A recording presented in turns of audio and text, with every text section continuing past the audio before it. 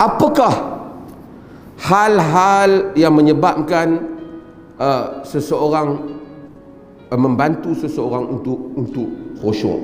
Ni saya sebut sikit mukaddimah yang Syekh Bassam sebut ni, supaya membantu sebelum kita baca hadis ni.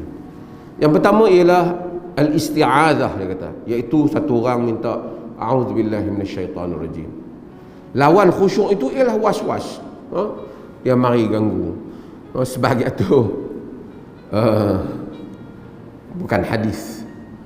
Ada di dalam cerita seorang ulama, seorang tu hilang barang. Dia kata, aku cari barang aku tak tahu mana, tak ingat aku letak, cari tak jumpa. Kalau dia kata, ni hampir semayang 2 rakaat,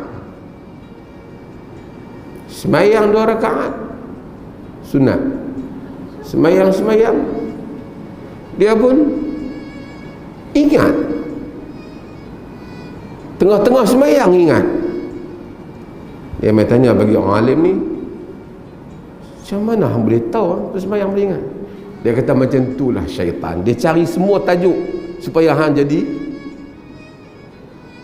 hilang khusyuk. Hak cari kunci duduk tang mana tadi tak ingat. Allahu Akbar, dia kunci hantar bawah tangga. Terus sepanjang semayang tu duduk teringat nak bahas semayang, nak ambil kunci. Kerana was-was daripada syaitan. Maka lawan dia al-isti'adzah. Lawan dia apa? Minta perlindungan dengan Allah Azza wa Jal daripada syaitan. A'udzubillahi minasyaitanirrajim. Kemudian tadabbur Al-Quran semasa solat. Ini mungkin kita sebahagian orang Melayu ni ada yang tak faham bahasa Arab sikit, ada masalah lah, dan dia tak faham ayat tu. Tapi yang ini kelebihan memahami Quran. Baca Quran pada waktu malam, mungkin kita baca sampai 1 juzuk semayang tahajud, kita rasa tak cukup lagi. Sebab apa? Malam berkesan, inna nasyi'atal laili ya ashaddu wat'an wa aqwamu qila. Kerana malam itu lebih kuat kesannya, asyaddu wat'an wa aqwa, dan lebih jelas perkataannya. Siang baca kalut, malam 1/3 yang akhir bangun baca Quran dalam solat. Sebut neraka terbayang neraka, sebut syurga terbayang syurga. Dan Quran indah, dia bawa kita dalam solat, kita pergi ke langit tinggi, kemudian kita turun ke dunia. Quran dia tak macam buku lain, bab langit, bab bumi, tak ada. Kehebatan Quran, sebab orang bila baca Quran bawa kita pergi ke langit, kemudian dia bawa kita turun ke bumi, kemudian bawa kita masuk ke dalam lautan, kemudian bawa kita pula pergi zaman Fir'aun, kemudian pergi zaman Nuh, kemudian pergi zaman para anbiya, kemudian pergi ke syurga, kemudian pergi ke neraka. Dalam satu malam, satu orang mengembara, bukan saja di dunia yang ada ini, di dunia yang belum ada pun, di langit yang tak pernah disaksikan oleh mata, di lautan yang tidak pernah dirasa oleh tubuhnya.